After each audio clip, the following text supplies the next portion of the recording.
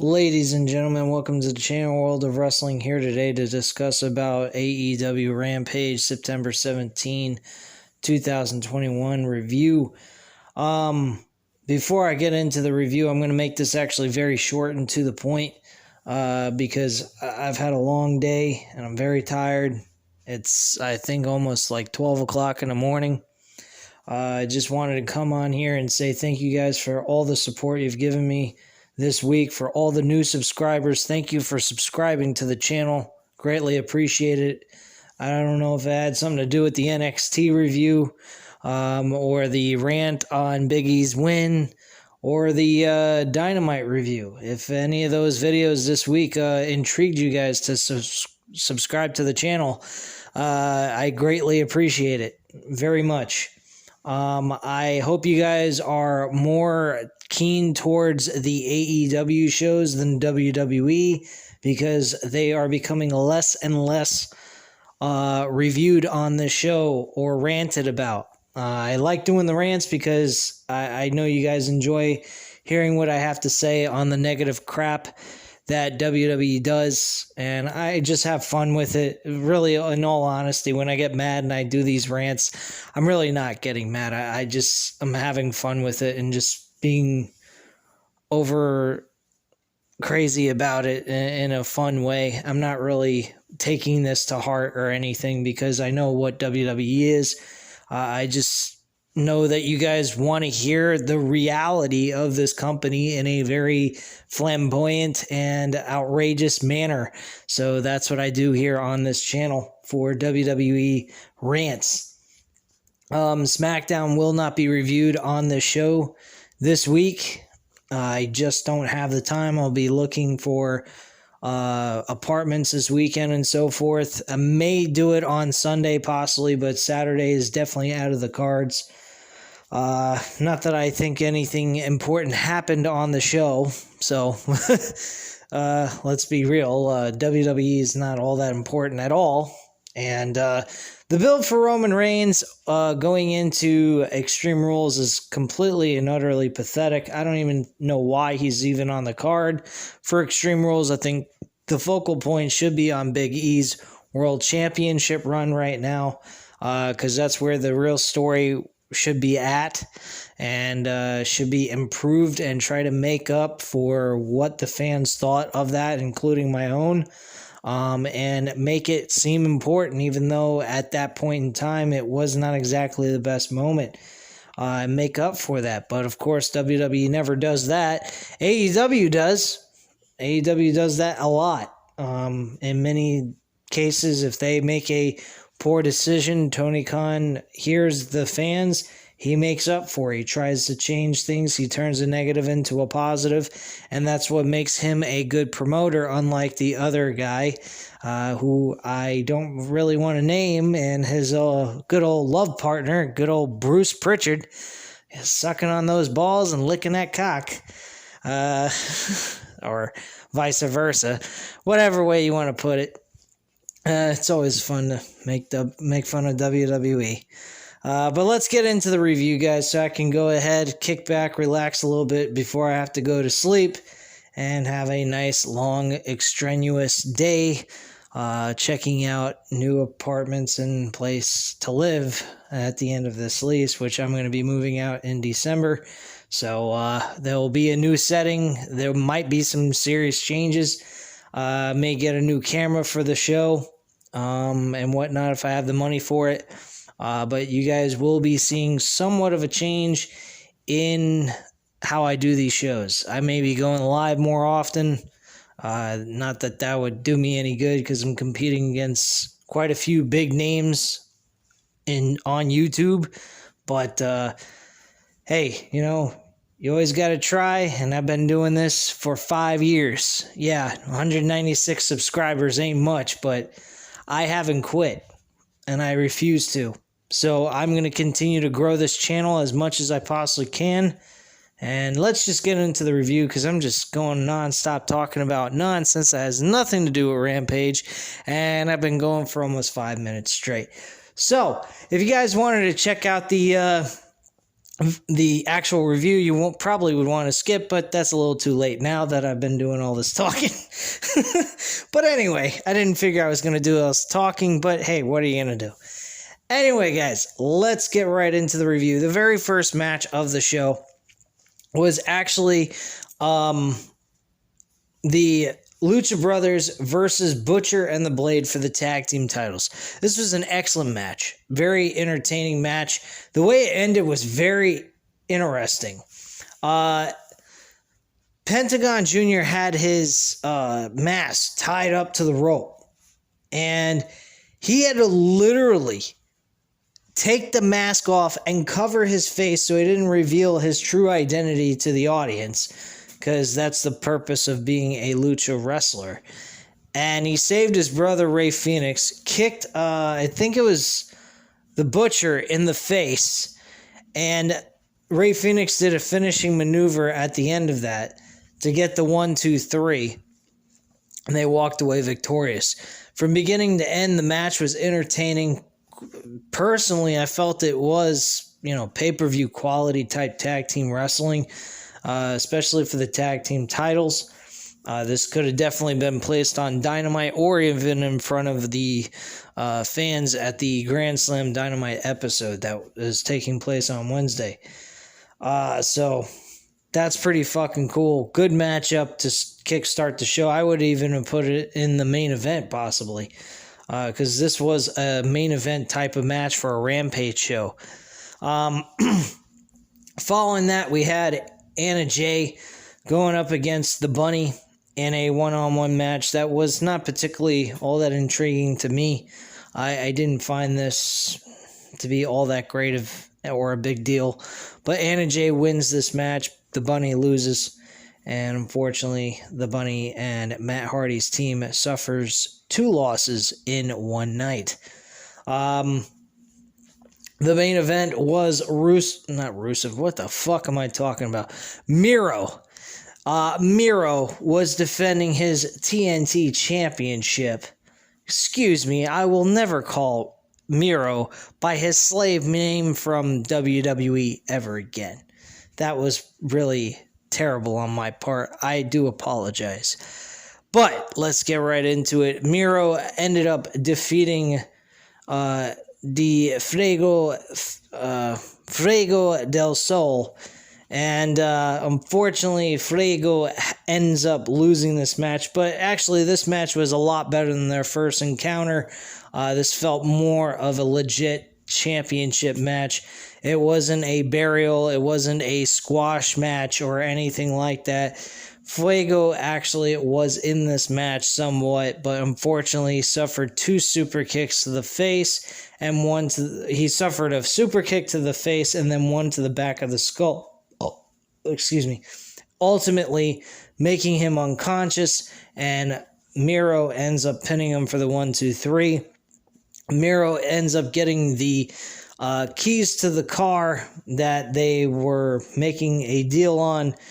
If Fuego won, he won the title. If Miro won, he would get Fuego's new car he just purchased after he got a contract with AEW. Now, after he got the keys to the car, Miro just decided to shove it down his throat, the keys, and didn't want nothing to do with the car. So Fuego ends up keeping his vehicle regardless, and is placed in the game over camel clutch finishing maneuver, and really ramped it up by pulling him all the way backwards, twisting his back and torting his back in a very painful position. And Fuego ends up tapping out on top of it with the keys in his mouth. And that's how the show goes off the air, with Sammy Guevara actually coming into the middle of the ring, making the save, and holding up the TNT championship in front of Miro while he's walking up the ramp and retreating. The idea of Sammy Guevara holding the TNT championship, I don't know about that. I would love to see Sammy Guevara as TNT champion. But at the same time, I am really digging the Miro TNT Championship run right now. I don't really want to see him lose the title just yet. I think maybe it'd probably be best to wait until next year, like New Year, like Revolution. I think that would be the best time to do it, or on a New Year's show, a New Year's special, in January of 2022.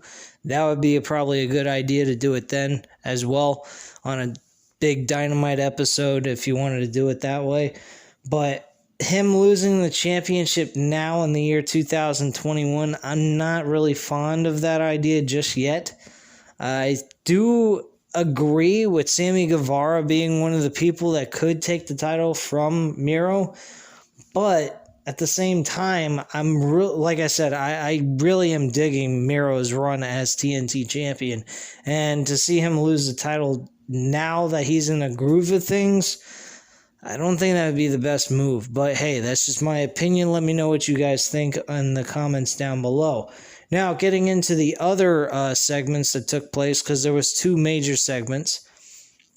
A little bit of discussion about Bryan Danielson and Kenny Omega match at the Grand Slam Dynamite that's taking place on Wednesday.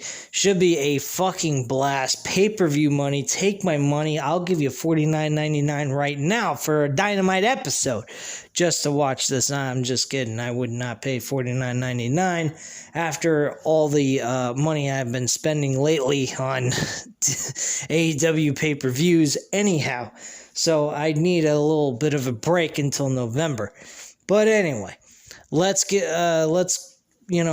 basically it was just breaking down what's taking place. Bryan Danielson is an underdog. He's been an underdog his whole entire career, and he plans on overcoming the odds and winning the match against Kenny Omega. Kenny Omega plans on showing him that even though he may be one of the greatest underdogs that ever lived in professional wrestling, he is going to put him down and keep him down. And that's just pretty much the basis of that small little video vignette that we got for the build-up towards these two guys going at it at the Dynamite Grand Slam episode. Another thing that took place on this show was Matt Hardy lost his temper, got really pissed off, was upset about what happened to the Bunny losing and the Butcher and the Blade. And he's losing his cool. He's getting pretty fucking fed up of Orange Cassidy. And one fan who is a plant. This is not a legit fan. There ain't no fucking way in hell Matt Hardy's going to be able to pull a fan out of the crowd and then beat the shit out of him just because he looked like Orange Cassidy. That was fucking crazy. Matt Hardy is losing his mind. I guess it's senility. Maybe. Who the hell knows? But, yeah. Matt Hardy was looking at this fan dressed up like Orange Cassidy. He said, I'm sick and tired of this guy. He's been looking at me all night long and just creeping me the fuck out. It goes over by him, pulls him out over the guardrail and beats the shit out of him, gives him a twist of fate. They cut his hair. Or they cut off his ponytail, and then they try to shave his head bald, but unfortunately, he was saved by Orange Cassidy in this situation. So, Orange Cassidy makes a save, and the fan is saved from further humiliation. Then, the biggest thing, you'd think this was, they had a contract signing between Becky Lynch and Bianca Belair last week.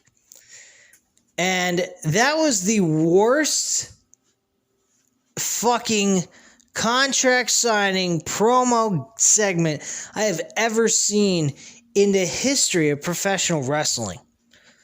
I really would have to say that was probably by far the worst fucking thing I ever saw.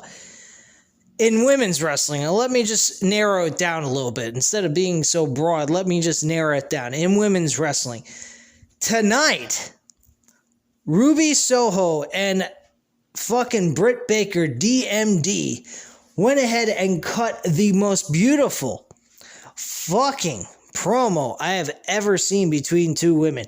They both hit each other with real hardcore shots, low blow shots, and man, were they fucking great shots. First off,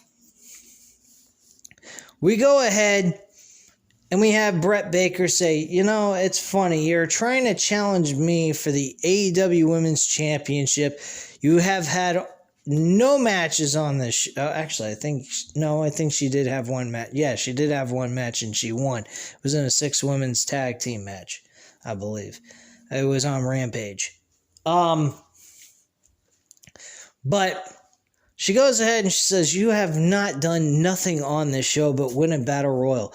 Yet you want to challenge me for the women's championship. And at the same time, you can't figure out who you are. You have no true identity. You throw a couple of tattoos on your body every couple of months. You go ahead, you turn your hair every freaking color of the rainbow and blah, blah, blah. But yet you go ahead and you want to come here and challenge me. She goes, well, you know something? I do know who I am, number one. Number two, I know what kind of person you are, Britt Baker. You're the ordinary type of woman, a self-entitled person, doesn't have to work real hard, kisses the boss's ass, has her head so far up of Tony Khan's ass, it's ridiculous. And not to mention, you're boffing a guy backstage, referencing Adam Cole, baby. Now, I got to admit, with this kind of situation that's taking place, with the conversations that are being brought up about Adam Cole getting mad at Tony Schiavone as well, about Britt Baker and her little friendship thing going on. They even hugged each other before this promo even took place. I would not even be surprised that we eventually see Adam Cole come in there and save his girlfriend's ass from losing the AEW Women's Championship from, I think it would be Ruby Soho, and see Britt Baker join the Elite and dump fucking Rebel and all that shit. Jamie Hayter, yeah, she would join in as a muscle type role for Britt Baker, but I wouldn't be surprised to see something like that take place. Now, maybe they'll keep them separated for storyline purposes, allow them to do their own thing so they get their own limelight and they don't have to share it with each other. If that's what they plan on doing, I'm okay with that too. But seeing her part of the Elite, I wouldn't be against. It would make sense. Not to mention, she is really dating and eventually will marry Adam Cole. So let's get real, folks. There is a strong possibility that might actually take place. Now let me get a little further into the insults that these two women gave each other, because I'll be quite frank with you guys. These two women really fucking hit each other hard with these insults. So Britt Baker says, it's funny you say all these things, but yet you're saying about your gimmick is you're the runaway. Yet you didn't run away from the other company. You got fired. And that was fucking great. That was hilarious. And then Ruby Soho came back with another comment and said, you're right, I did get fired, but it was the greatest thing that ever happened to me because I got to come to the best wrestling promotion in the world right now and be myself and be able to have fun. And that's the key thing about AEW. AEW gives the wrestlers, the fans, everybody the opportunity to enjoy what they love, and that's professional wrestling. And that's what's great about this company. That's why this company is growing.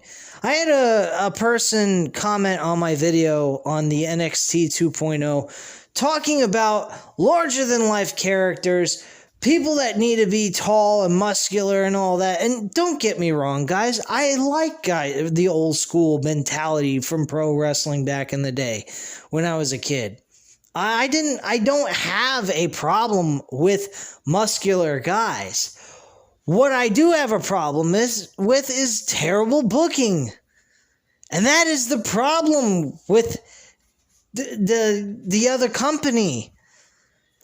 AEW could have nothing but a bunch of buffed up muscular guys, folks, and they'd still be able to get over what they got. With the strong buffed up guys. If AEW had the guys like Macho Man, Hulk Hogan, Sting, all these guys from back in WCW, and they had them doing what AEW is doing now, WCW would have still been around. It's the creative booking. It doesn't matter how big your muscles are. It doesn't matter how small you are, how tall you are, or anything else in between. It's about the booking, the life of the actual promotion, the way it's being produced in front of your eyes, and the emotional, connection that you have with the fans.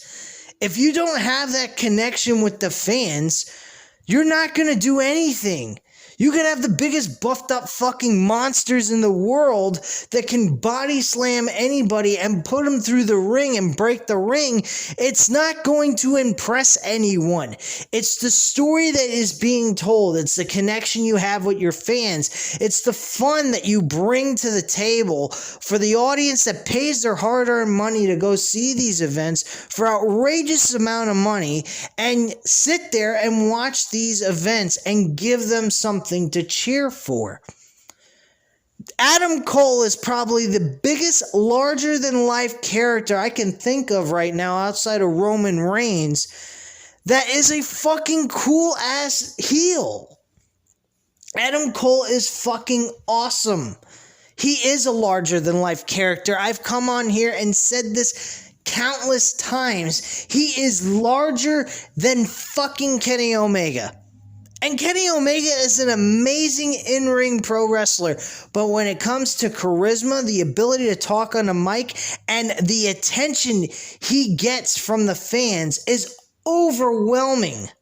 It is unbelievable how much attention and how much these fans gravitate to this dude. He makes CM Punk look fucking pathetic. And CM Punk had an amazing reaction when he showed up at the United Center.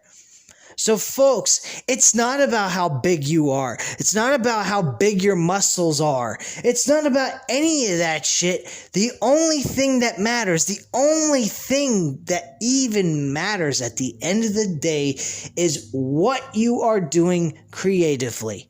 If creatively you are completely tight, you're not loose, you're not fun to be around, the people aren't gonna fucking care what you got for wrestlers.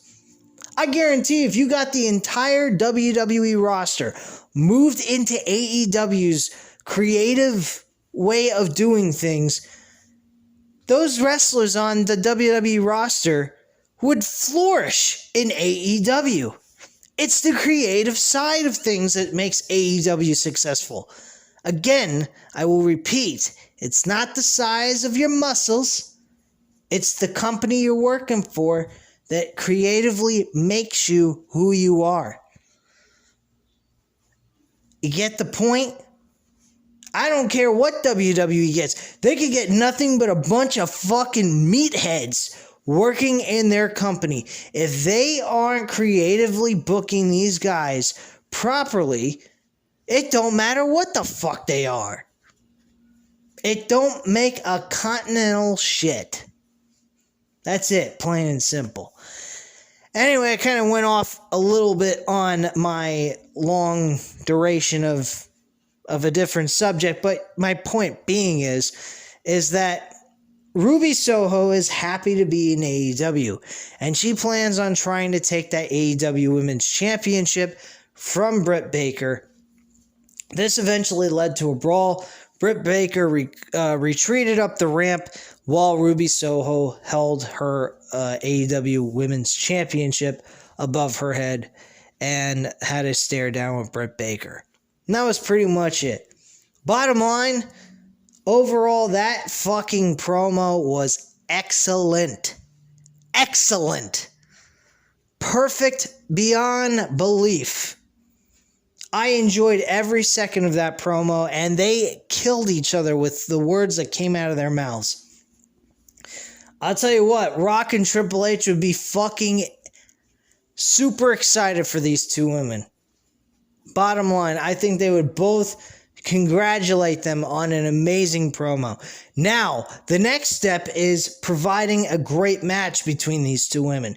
If they do that, they've just nailed something big. They could really turn this into a serious rivalry between these two women.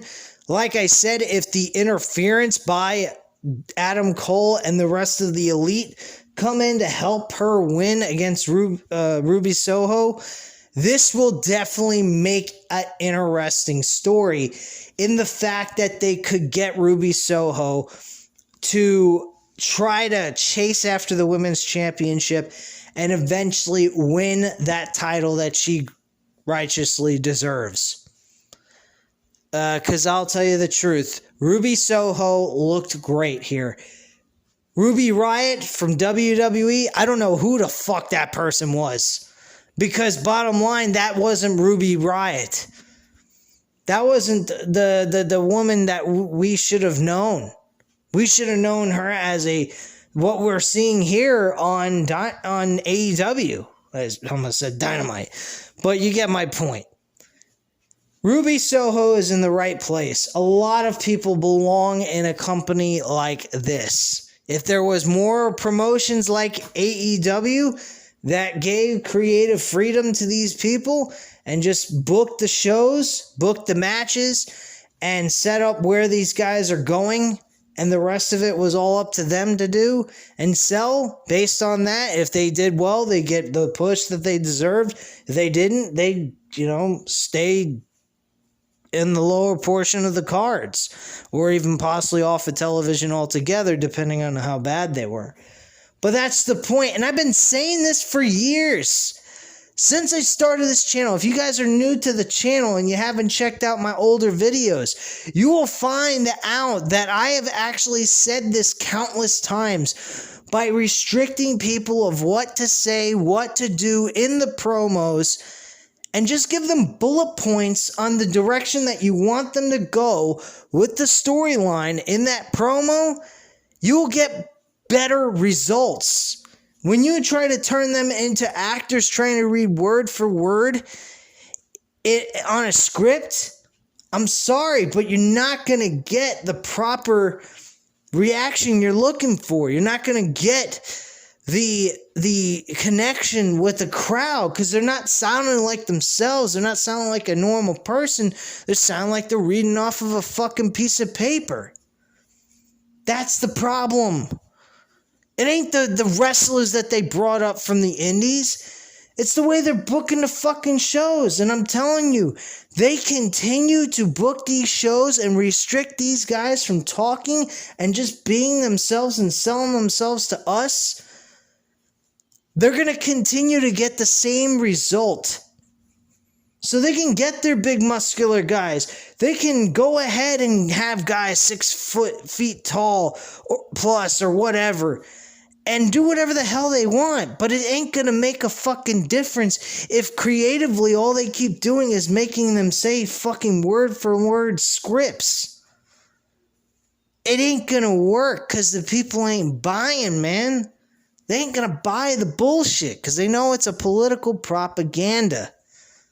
It's the do what the company tells you. You're the slave. You're the puppet on a fucking string. Do what I want you to do. No, man. Point me in the direction you want me to go and let me do the rest. That's my job. I'm supposed to sell the crowd on me. That's what these people are. They're salesmen. They're trying to sell you their personality, their character, who they are as a professional wrestler. So, with that being said, guys, if you'd like to leave a comment down below about what I just said here or anything about the actual review, please go ahead. Let me know what you guys thought of the show.